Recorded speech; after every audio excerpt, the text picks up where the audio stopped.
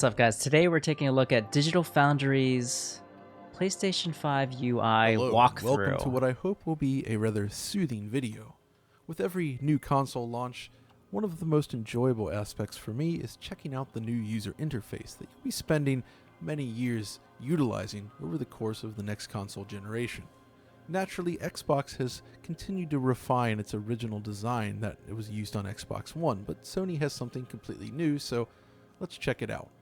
I'm going to start here by tapping the PlayStation button to log in, which then will pop over to this. Select your user, as you might expect. I have different accounts here for different regions. Here's my US account. This is my personal account.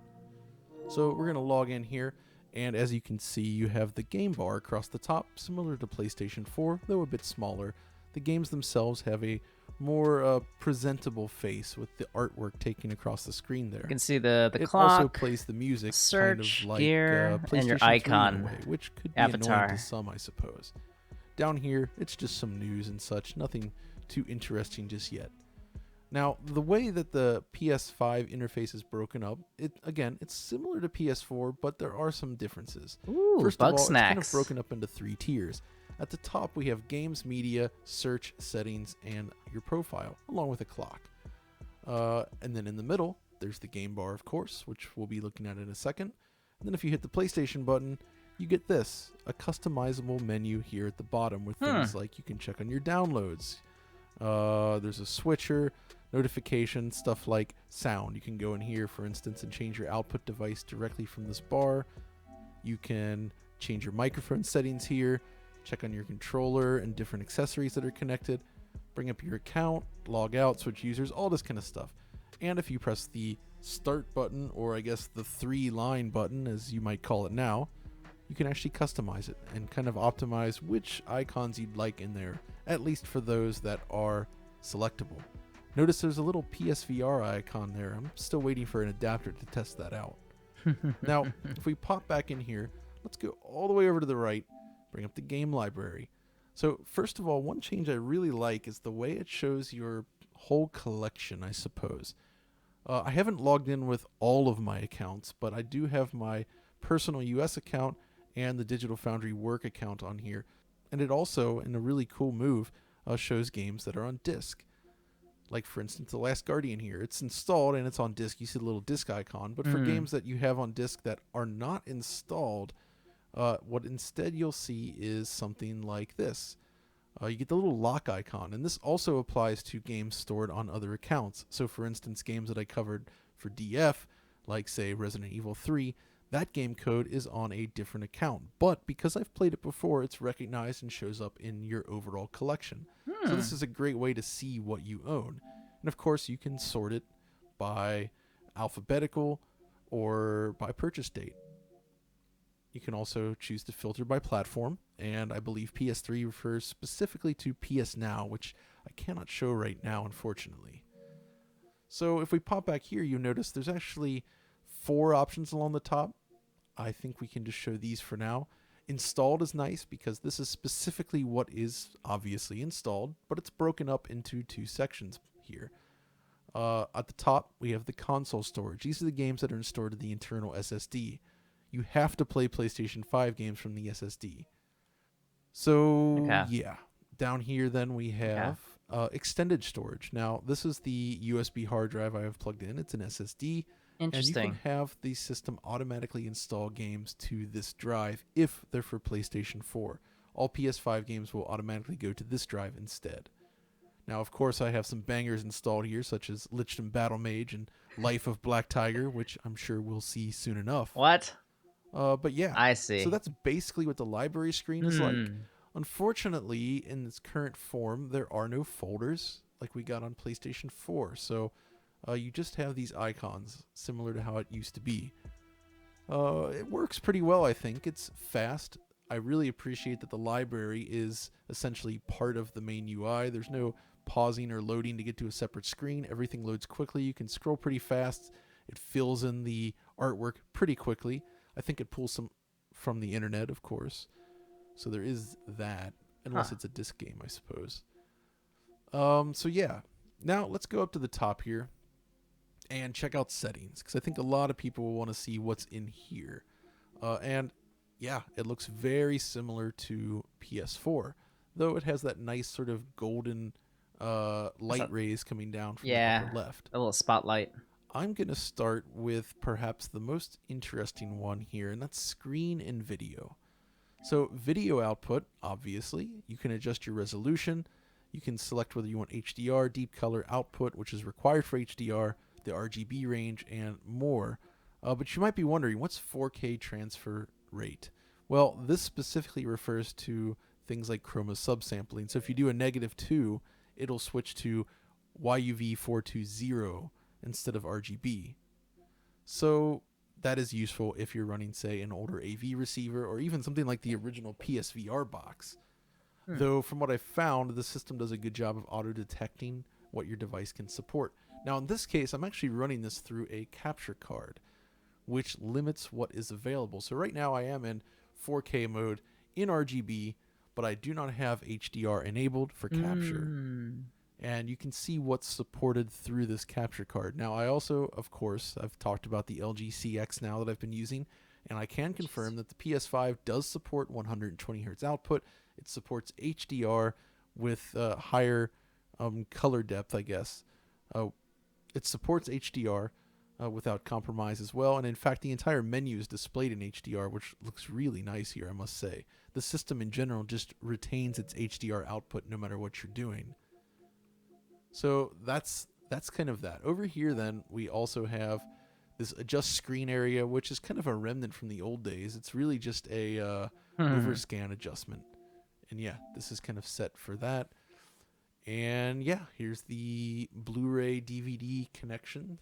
So I should also note, I think we've already talked about this now, the cable included with the system is HDMI 2.1. It does support the full 4K 120 output. There are no issues there. Nice. The only complaint I have here with regard to video options is that at least in its current form, it doesn't seem to support variable refresh rate. They have specified this on some spec sheets though, so hopefully it will arrive at some point. Now if we go over to sound, there's obviously 3 things to adjust here.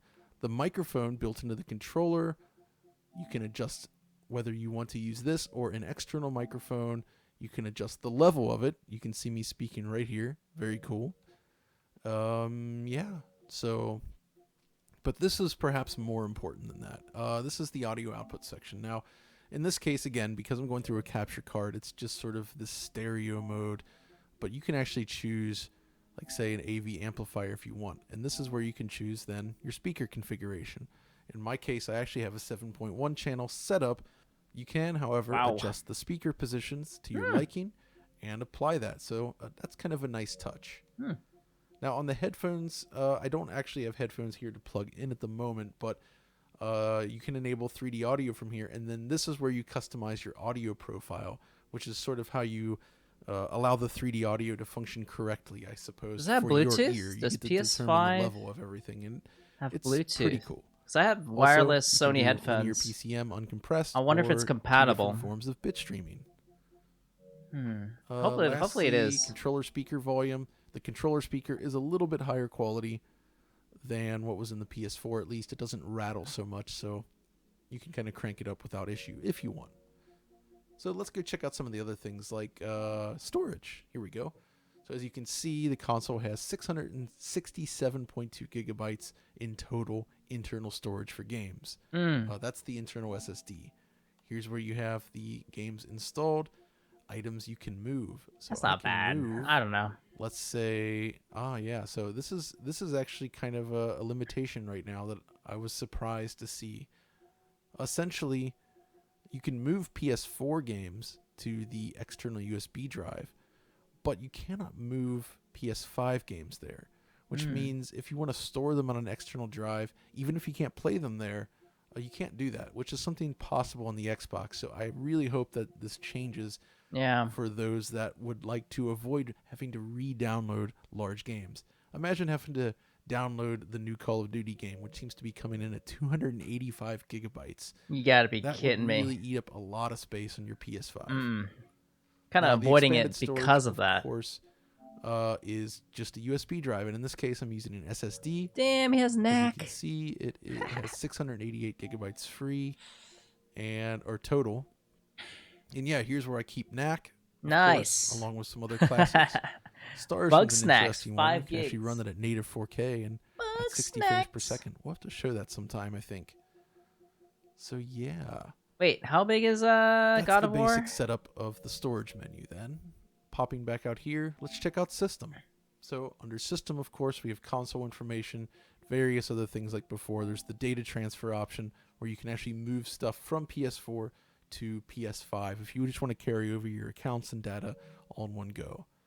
Also, the error history is kind of funny. Here's where you can actually see some of the differences here. So, like for instance, I actually did, as I mentioned in the video, I had a crash in Miles Morales, and well, there it is. It actually keeps track of this, so you can see exactly when this happened. That's kind of cool. And various other things. The content crashing, can't no, be but found. no No idea. That is something bizarre. you can report to So yeah, support. So that's some of the stuff there. Is useful. HDMI, of course. You still have to manually enable or disable HDCP here. You'd want to enable that if you're watching any sort of media apps or a Blu-ray movie. Okay. That's the high definition copyright protocol. But of course I have it off here because I'm capturing. And the device link is just sort of that HDMI CEC stuff where it sort of synchronizes the power state and various other things with other HDMI devices, which I also leave off. Then you got your language, date, time, all the standard stuff. Remote play. So I haven't tested this yet, but I think you can kind of imagine what this will do. Power saving as well, similar to PS4. Let's see what else should we check out here. Save game data. So it separates save data for PS5 games and PS4 games. And yes, it does actually allow you to download stuff from the cloud that is synchronized from your PS4 and use it in backwards compatibility mode. But this is cool. There's also the game presets option. You can actually choose which sort of difficulty you want the game to default to. Easy. You can also adjust whether you want performance or resolution mode. So like, let's say you're playing Spider-Man, for instance. If you had performance mode selected, it would start that game specifically in the 60 frames per second mode by default. Interesting. Currently, it defaults to the quality mode, which in this case would be the resolution mode. Also, first and third person view, you can choose whether you want your camera default normal or inverted, which is very useful. Same with third person. You can see that. I like these features. It's a nice sort of way to sort of customize games before you even get started. And same with subtitles. You can default them on if you want, or let's say you're playing in a different language, like say you have your console in French but you just want the original audio and you're playing like an English game. I assume presumably it would run the game with the English audio as the default, or whatever the default audio was. Automatic updates, of course. Spoiler warnings, that's interesting. And then game status, okay. Accessories. And here we just have, you can connect Bluetooth accessories. Currently, I just have this controller there, but you can actually... It does support Bluetooth. Pair it with other things, such as the monitor here in my Please area, work with... and 2 question marks. I'm not sure what that's the about. Sony headphones, XM... Then if you go over to controllers, again, you can adjust things like vibration intensity, noise canceling headphones, intensity. For instance, if you don't want the motorized triggers, you can turn them off. You can change the brightness of the light on here. You can go dim, or I wish you could extra turn it bright, off, which is standard. And also, disappointing. You can choose to use a USB cable for, I guess, the PS5 controller, which is cool if you want to use in direct USB mode. There's also the media remote, which I don't have. Both the mouse and keyboard are listed as supported.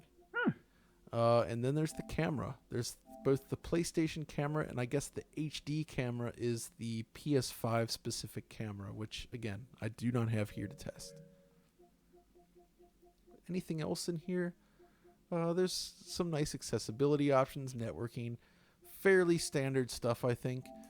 Obviously, there's captures and broadcasts. You can adjust things like this. The video quality is nice. Actually, I should turn this up. 1080p at 60 frames per second. Why not? Yeah. So that looks pretty good. So yeah, back out to the main menu here. You know, we've already talked about most things. If I just fire up Spider-Man here, you get an idea of how quickly you can get into the game. Actually, I guess I already had this one loaded here. Okay. But yeah. So, Sheesh. oh, I was like, loaded an that's old save. quick. Oh yeah, and if you pop open the PlayStation menu here, if you just press it, you get this, which brings up some of the cards and news. And as you play, you actually see the sort of event cards there, and all the stuff here at the bottom, of course. But if you're in the game and you hold the PlayStation button for a second, it goes directly here. So it kind of has two states depending on how you press the button, which has kind of been the case since they updated the PS3 UI back in the day. But I think that's pretty much it for now. Hopefully this gives you a good idea of what the PlayStation 5 user experience is, and hopefully you've enjoyed my rambling through this as I've been doing it in real time. I love it. But yeah, if you enjoyed this tour of the PlayStation UI, let me know. It looks, and if you it would looks like clean. to see the same for It Xbox, looks clean. even though it is I like it. technically the same as it was on the Xbox One, be sure to let us know, and maybe we can look at some of those features as well, at least the video stuff. But that's going to do it for now, so if you enjoyed it, like, subscribe, all that good stuff. Follow us on Twitter, and we'll see you next time. Cool. Well, that was. Thank you so much for Digital Foundry. Their content is always amazing. It was nice to get a sneak peek of the PlayStation UI. Pretty simple. There's some cool new features, such as the ability to set difficulty level from the get-go across all your games to kind of customize your own experience. But other than that, Bug Snacks looks awesome. If this loads, Basically what the library screen is like. Unfortunately, in its current form... I'm really just excited to play Replay. Actually, not even Replay. Ghost of Tsushima. I haven't played that yet. I kind of held off for it to come to PS5 so I can get that 60 FPS. Especially God of War. I played through it a little bit. Let's hold off. But it's going to be so sweet in 60 FPS. And then Days Gone. I heard that's pretty good as well, and that's coming with the 60 FPS as well. So excited to replay PS4 games while excited for folders Spider-Man and Demon Souls. like we got on PlayStation 4. So you just have these icons. That's it for me, guys. Thank you so much for watching. Peace.